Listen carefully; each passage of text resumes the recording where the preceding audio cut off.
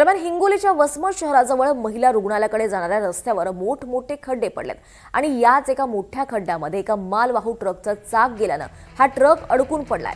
ऐन महिला रुग्णालयाकडे जाणाऱ्या रस्त्यावरच हा ट्रक फसलाय, त्यामुळे महिला रुग्णालयाकडे जाणारी वाहतूक ही बंद झाली आहे आणि याचा फटका गरोदर महिला रुग्णांना बसतोय।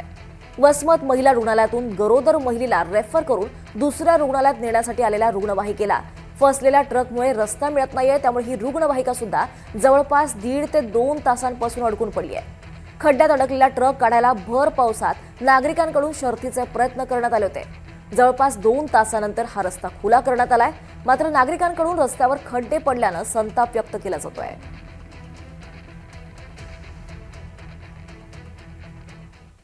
यानंतर पुन्हा एकदा बातम्यांचा वेगवान आढावा घेऊयात।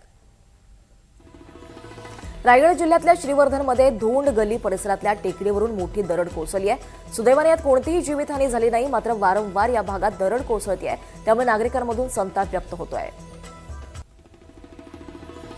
नांदेड शहरात सततच्या पावसामुळे नेताजी सुभाषचंद्र बोस महाविद्यालयाच्या प्रवेशद्वारासमोरच्या रस्त्याचा काही भाग अचानक खचला। जमीन अचानक खचल्याने कार खड्ड्यात कोसळली। दरम्यान कार चालकानं प्रसंगावधान राखून तात्काळ चालत्या गाडीतनं बाहेर उडी मारली, त्यामुळे मोठी दुर्घटना टळली आहे।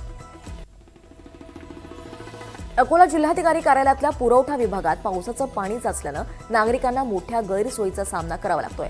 रेशन कार्डाशी संबंधित वेगवेगळ्या कामांसाठी येणाऱ्या दिव्यांग, ज्येष्ठ नागरिक, महिला आणि सर्वसामान्य नागरिकांना साचलेल्या पाण्यातूनच मार्ग काढत कार्यालय गाठावं लागतंय।